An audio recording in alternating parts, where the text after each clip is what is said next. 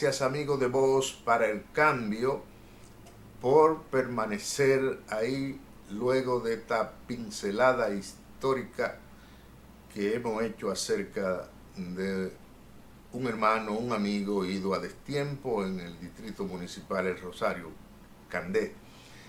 Ojalá que nuestros colaboradores ya estén en vía de ingresar a la plataforma, porque tenemos un tema de trascendental que tratar con el doctor Marino Elcedí, que es un hombre con el que se puede hablar de diversos temas, de historia, de derecho, porque es un jurista de varias décadas en ejercicio, y nosotros pensamos que tener una persona de su dimensión en un espacio como Voz para el Cambio, que no tiene compromiso sino con la verdad, es un lujo.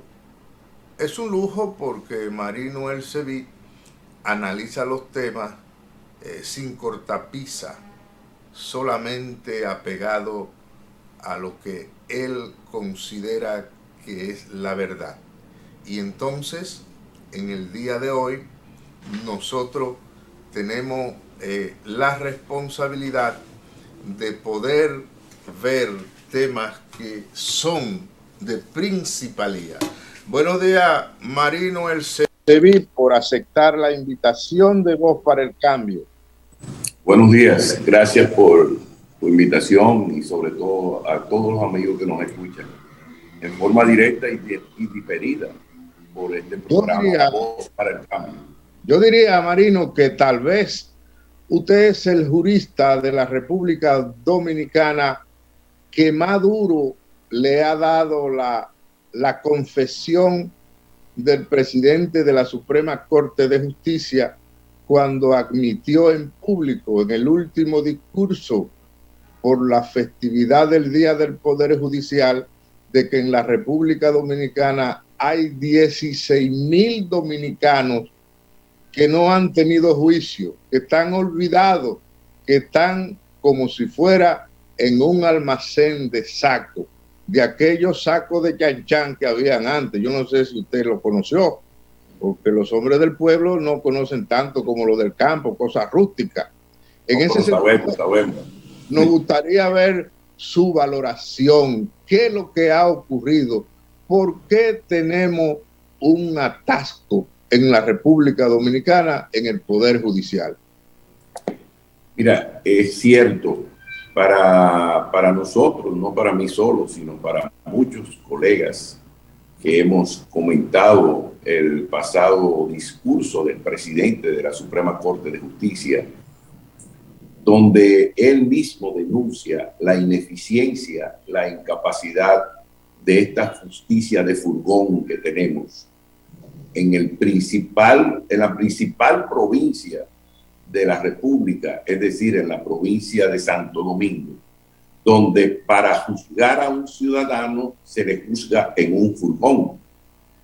Y esa situación emblemática de, diríamos, la administración de justicia en el lugar donde más ciudadanos acuden, es justamente lo que está sucediendo y se revierte en casi todo el territorio nacional en una justicia de furgón. Y esa justicia de furgón que tenemos, esa justicia inicua, mala, perversa, excluyente, clasista, elitista, es lo que ha dado como resultado que más del 75% de los presos preventivos en nuestras cárceles ni tengan juicio ni han sido juzgados. Y esos 16,000 presos de que hablaba el presidente de la Suprema Corte de Justicia, una denuncia seria, grave, en boca del presidente del Poder Judicial, conforme lo establece el artículo 148 de nuestra Constitución, 149, perdón, que es el Poder Judicial, justamente nos revela la ineficacia del sistema penal dominicano.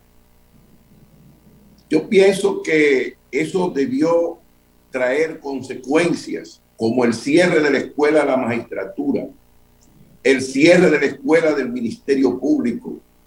¿Por qué? Porque no están dando las clases, los instrumentos para que la gente que trabaja como operadores del sistema sean eficaces conforme lo establecen las reglas del proceso.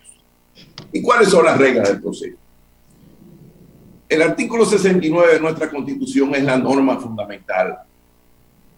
La gente ha perdido que se cumpla el debido proceso de ley.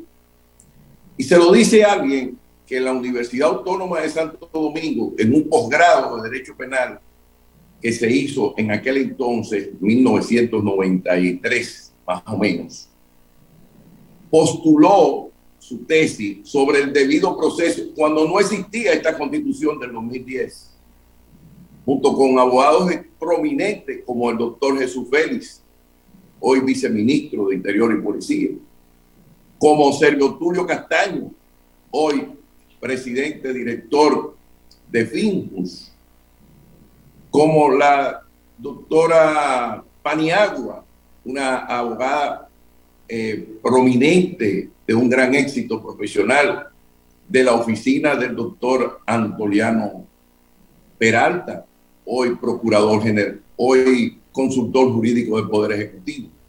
O sea, le estoy hablando de que en ese entonces ya nosotros nos planteábamos el debido proceso por la ineficacia del viejo Código de Instrucción Criminal que tenía los límites constitucionales que hoy reconocemos en favor de los ciudadanos, pero que resulta que después del 2004, en la ejecución del Código Procesal Penal, hemos tenido 16,000 presos sin juicios, sin condenas, denunciados por el propio presidente de la Suprema Corte de Justicia.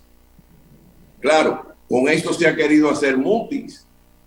¿Por qué? Porque lo que está en cuestionamiento no es lo que haya dicho el presidente de la Suprema, es el Poder Judicial. Es la ineficacia de los operadores del sistema y es la falta fundamental que tiene el sistema y que revela lo que nosotros al principio hemos dicho, la exclusión social, la marginalidad dentro de la justicia, el concepto clasista del ejercicio del derecho y sobre todo la justicia de furgón que tenemos. Pero entonces usted le está dando la razón a el principal sector nacional. Dice que ese Código Procesal Penal es un código que favorece a los que pueden. Porque es el concepto clasista y elitista. Y yo le voy a decir por qué. Porque la gente no entiende por qué yo digo eso. O porque la gente, entendiendo lo que pasa, no tiene una explicación. Como abogado, quiero someter esto a su criterio y los demás que nos escuchan. Cuando un ministerio público tiene el poder de la discrecionalidad, es decir, poder opinar sobre la libertad de una persona en forma discrecional, conforme a lo que él piensa en su cabeza, se convierte en una arbitrariedad. ¿Por qué? Porque entonces surgen los acuerdos y la gente dice, bueno, ¿y por qué pasan estos acuerdos? Y no le explican a la población por qué en ciertos niveles de la sociedad se llegan a acuerdos económicos y en los niveles más bajos la gente está presa y la tienen enlatada en las cárceles que son ergástulas públicas donde está llena de hombres con cementerios de hombres vivos. Pero, Marino, lo que estamos hablando es una cosa demasiado grande. Tal vez ese sea el problema mayor que existe en este momento en la República Dominicana, porque de 16,000 personas que no se han juzgado, y usted se imagina que dentro de ese grupo haya 1,000 gente que no merezcan estar presos y lo están por una falta del sistema. o que la mitad de esos 16,000 también sean inocentes. Y entonces los tenemos presos sufriendo sin que ellos hayan vulnerado ninguna ley. Entonces eso es algo que yo no sé si eso existe en otro país, que tenga tanta gente que el sistema judicial no ha sido capaz. Y de acuerdo a una intervención que nosotros lo escuchamos a usted en un momento, cuando le dijo al presidente de la Suprema Corte de Justicia que mirara el legado de su padre. Entonces yo en ese momento pensé que esta falta que él mismo denuncia, que parece que por ingenuidad que lo ha hecho, indica, partiendo del criterio suyo, de que hay una falta de gerencia en la Suprema Corte de Justicia. Bueno, no solamente en la Suprema Corte de Justicia, por eso hablo del cierre de las escuelas, a nivel de todo el sistema, porque vamos a ponerlo en contexto, para que la gente que no es abogado nos entienda. Cuando hay una persona que está presa, la gente tiene la oportunidad de pedir que el fiscal acelere su caso llevando instancias al fiscal. Pero si el fiscal a usted no le hace caso, usted reclama ante el juez para que el juez tome en consideración su reclamo y le exija al fiscal que termine el proceso, que haga las pruebas concebidas, que haga una debida diligencia, todo eso que está dentro del código.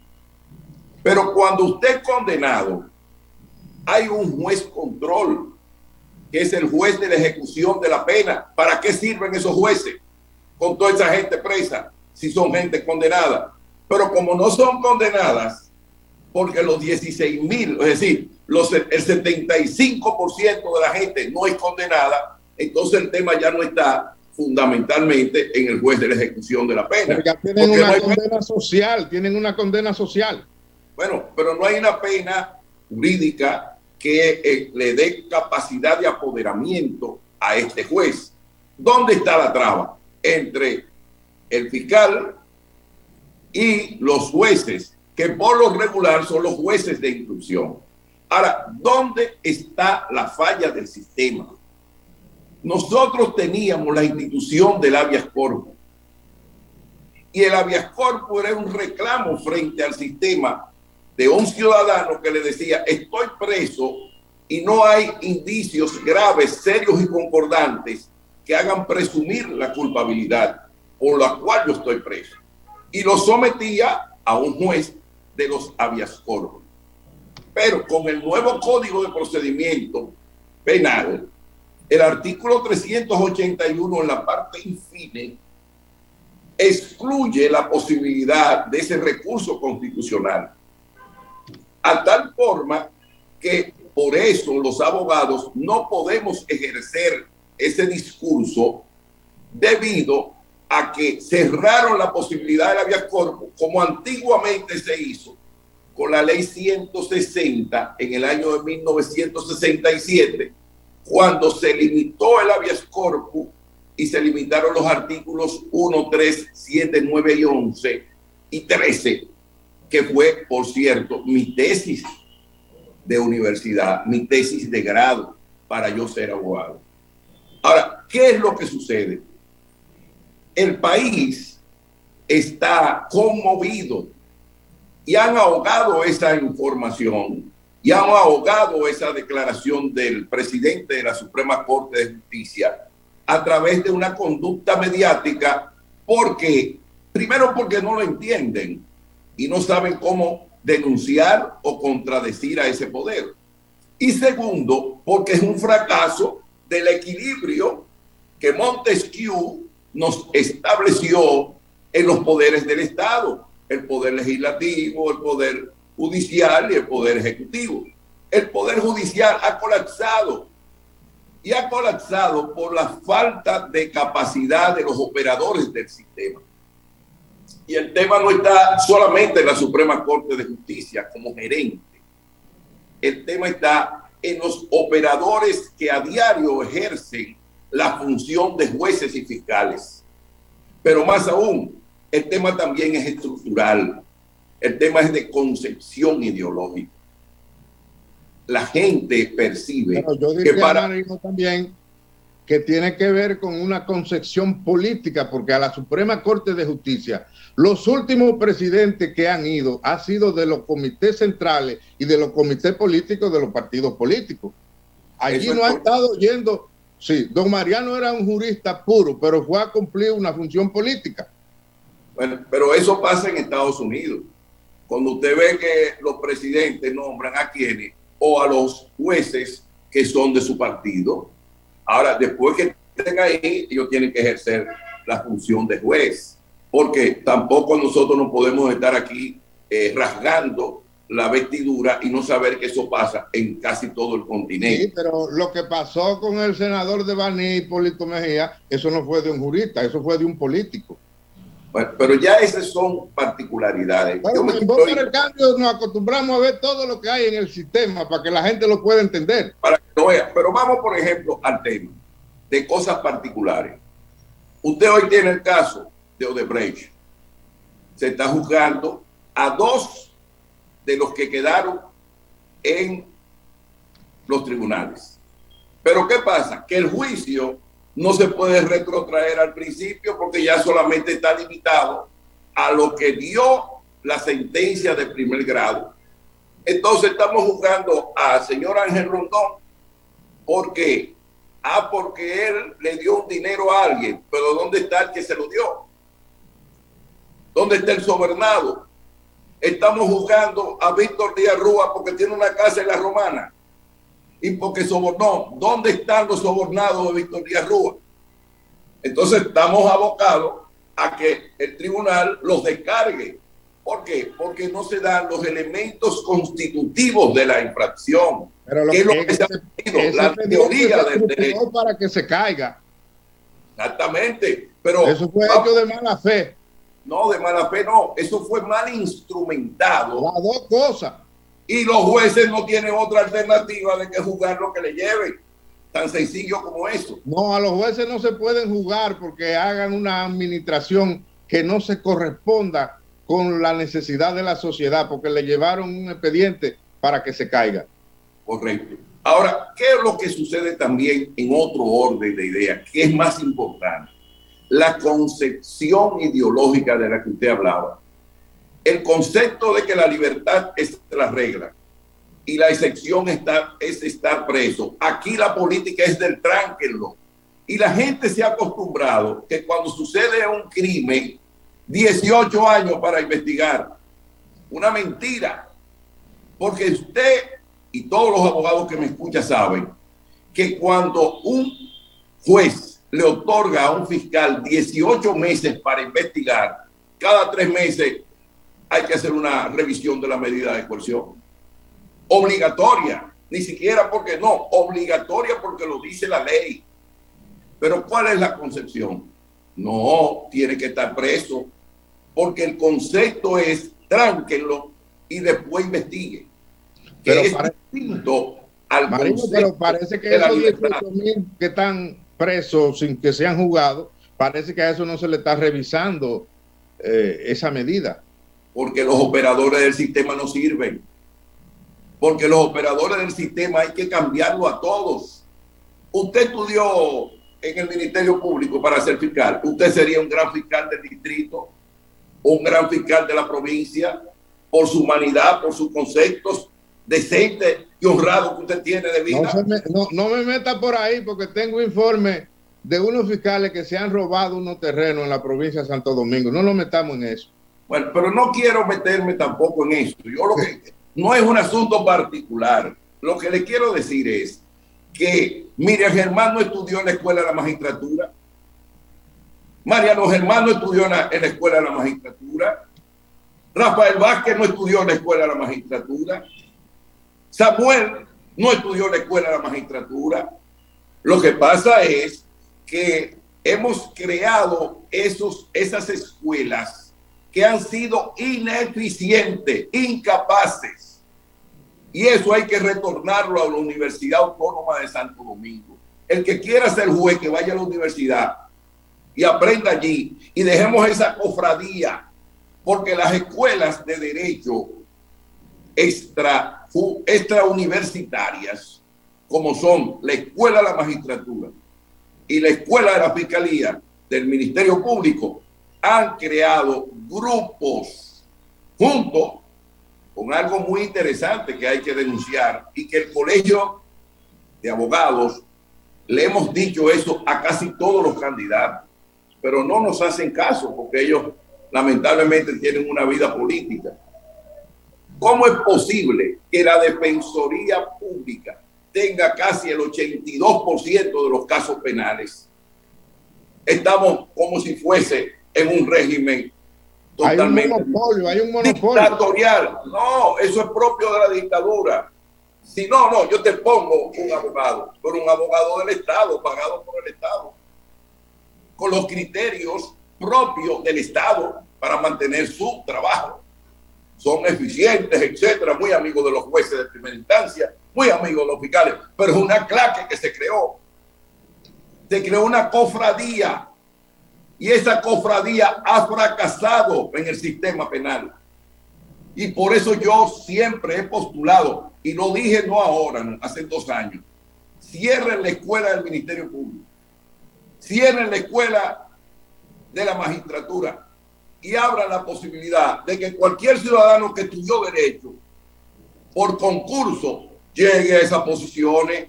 Además, te voy a decir algo más. ¿Por qué la gente quiere estar 20, 30 años dentro de la justicia? Usted sabe el tormento que significa para un ser humano condenar a otro, juzgar la vida personal de otro. Pero tenerlo. Porque usted quiere ser el dueño de eso. Usted no es Dios. El de tenerlos presos sin juicio es peor. La injusticia es mayor. Esos son presos de conciencia. Presos de conciencia del sistema. No conciencia política partidaria como antes.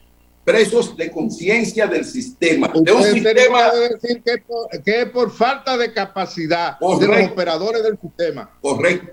Una falta de talento, de capacidad, de incapacidad de los operadores del sistema. Y no puede eso recargarse solamente en el presidente de la Suprema y el Procurador General de la República. ¿Y para qué están todos esos empleados ahí? Para estar de chismoso, oyendo teléfono y hablando pendejadas de los otros. Pero no. Los jefes de familia, los jefes de empresa, los jefes de instituciones deben dar señal de progreso, de avance. Yo creo fundamentalmente que el discurso del presidente de la Suprema Corte de Justicia, en lugar de esconderlo, en lugar de sacarlo de los medios de comunicación, debe ser totalmente analizado en contexto, pero el contexto de esta justicia de furgón que tenemos, de esta justicia excluyente que tenemos, de esta justicia socialmente injusta y fraccionada como hoy tenemos. Porque ¿cómo es posible que cuando vayamos a la Sala Augusta nos sentemos en aquellos muebles tan caros y tan buenos franceses, y cuando vamos a la provincia nos vamos a un furgón donde han muerto abogados, donde han sido atacados abogados, donde han sido atacados jueces, donde han sido atacados fiscales por la gente que están siendo juzgada? Justamente por el espacio físico que es propicio para ese tipo de cosas. Y nos quedamos callados. Y no hay una protesta social. A esos funcionarios que usted alude, hay que dedicarle el poema de Manuel del Cabral, El Ano. Cómo ellos se regodean en sus grandes asientos y en esas salas augustas. Claro, por ejemplo, la justicia no se puede medir por la cantidad de instancias que usted haga. La justicia no se puede medir por los reglamentos que haga la Suprema Corte de Justicia. La justicia no se puede medir ni siquiera por el acceso a través del Internet, porque no todos tienen Internet, todos los abogados tienen este acceso. Entonces seguimos esa conducta excluyente que es lo que propicia el sistema. Entonces, queremos decir, la justicia le fue muy bien, hemos tenido nuevos reglamentos, hemos obtenido acceso a la justicia a través del Internet, pero ¿quiénes tienen Internet en un país donde se va la luz a cada rato? ¿De qué Internet usted me está hablando? Cuando estamos en la audiencia, se va la luz. ¿De qué usted me está hablando? De progreso. ¿Progreso de quién? ¿Para quiénes? Entonces, ese concepto excluyente hay que atacarlo en este momento. Si queremos en un Estado democrático, social, donde todos los dominicanos estemos incluidos, como es eso no lo creo que dirigen ese último concepto que usted está esbozando, pero un hombre de la experiencia suya, más de 40 años ejerciendo derecho puro, vamos al título de aquella obra de Lenin, ¿qué hacer para romper esta inercia? Lo primero que debería hacer después de esta declaración de la Suprema Corte de Justicia es una línea gruesa en la Suprema para los jueces de instrucción y los jueces de primera instancia o de corte sobre un inventario de esos casos que denunció el propio presidente de la Suprema Corte de Justicia. Y por parte del Ministerio Público, a través de los jueces, a través de los ministerios públicos, fiscalizadores, fiscales, procuradores de corte, establecer una información sobre en el sistema carcelario de qué sucede con esos casos. Y hubo un ejemplo que una vez dije en televisión y que voy a repetir en estos días, porque ya tenía la percepción de lo que estaba pasando. Don Américo Espinal, un hombre extraordinario que fue procurador general de la República y que vino del sector privado, vino del Royal Mail y de los Américas como abogado y llegó a ser procurador. Encontró esa situación cuando era procurador general de la República de muchos presos que no tenían condena o muchos que ya habían sido condenados y no habían salido porque no habían pagado las fianzas a otros, etcétera. Y se puso e hizo un inventario y dio un decreto a través del presidente Salvador Jorge Blanco y sacó de la cárcel a mucha gente que injustamente estaba presa. Ojalá que a través de la Procuraduría General de la República y la magistrada Miriam Germán Brito hagan un levantamiento de tantos presos que hay en nuestras cárceles, de tantas inmundicias que hay en nuestras cárceles, que han servido para el enriquecimiento ilícito de tanta gente, como denunció mi amigo y hermano Roberto Santana, ex rector de la universidad, y dijo la friolera de dinero que se gana en una cárcel semanalmente, millones de pesos. Entonces, justamente esos millones de pesos se ganan porque tienen una clientela cautiva allá adentro. Pero entonces ahí es que está el problema. El negocio no es solamente poner una paletera en La Victoria, como tenían ciertos grupos, y a través de esa paletera y préstamos vivir de eso. Se lo digo yo, que fui vicepresidente del Comité de los Derechos Humanos, que fui presidente de la Comisión de Justicia del Comité de los Derechos Humanos. No ahora, no. Cuando ser miembro del Comité de los Derechos Humanos era un riesgo en vida del gobierno del presidente Balaguer. Porque ahora es muy fácil, ahora cualquiera se pone una cachuchita, pero en ese entonces era un riesgo y a cada rato te mandaban a buscar. Había un presidente de un Comité de los Derechos Humanos que tenía un vehículo asignado por la policía una vez. Correcto. O tú sabes lo que una vez nosotros hacemos una denuncia de una persona que la mamá va y nos dice que su hijo se lo llevaron y no aparece. La ponemos, ella firma su denuncia responsable. Y después ese hombre aparece y nos manda a buscar el ministro de las Fuerzas Armadas. Elías Wessing y Wessing. No Juan Pérez, no. Elías Wessing y Wessing. Mire, ¿qué es lo que usted está diciendo? Esto y esto. Bueno, esa es la denuncia, mírala aquí. Su mamá. No, pero míralo aquí, qué bueno que apareció, porque lo que no queríamos es que lo mataran. Pero eso, decirle eso a un ministro era un compromiso social de Ramón Martínez Puerto Real y nuestro, que fuimos los que fuimos citados y mandados a buscar a la Secretaría de las Fuerzas Armadas. No ahora, no, donde usted tiene un secretario que es un gentleman, que por cierto, amigo nuestro de muchachos, para los descabezados y desorejados, estudiamos juntos en la escuela. Pero ¿qué resulta? Es diferente la situación, porque vivimos un sistema democrático donde hoy la expresión pública no es perseguida, pero no nos podemos callar con esta iniquidad denunciada por el presidente de la Suprema Corte. Para esos 16,000 que están presos sin juicio, vivimos en una dictadura. Bueno, hay una ineficacia del sistema penal y hay una derrota del Poder Judicial que rompe el equilibrio de Montesquieu en cuanto a los poderes ejecutivo, judicial y congresional. El Congreso debería intervenir en eso también y buscar una legitimidad, volver a reponer el recurso de habeas corpus, que es la única crítica que tiene el ciudadano de a pie, de criticar las acciones de los jueces y los fiscales que lo dejan amontonado en las cárceles, preso por ser jodidos y por ser pobres.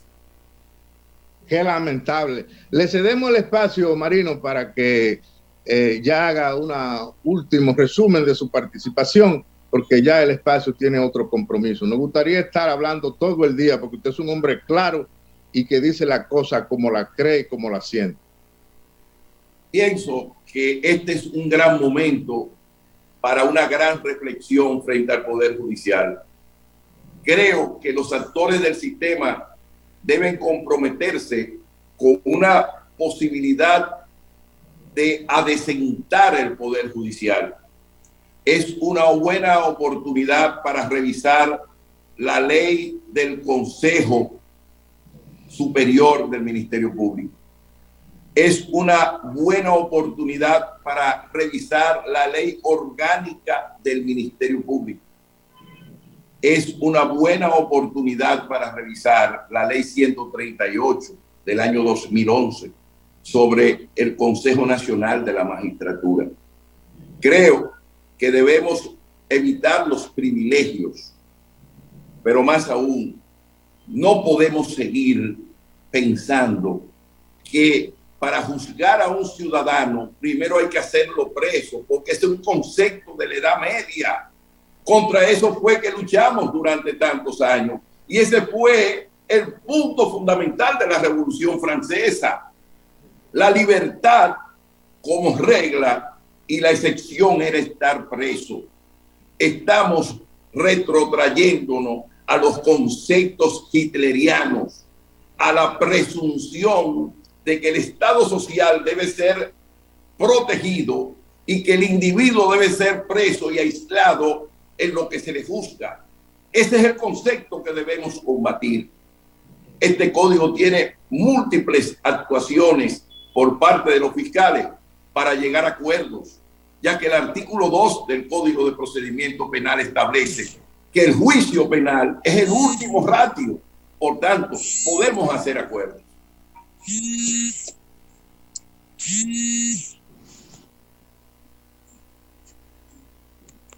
Te encontré, se fue de nuevo la comunicación. Ahora ya te tengo.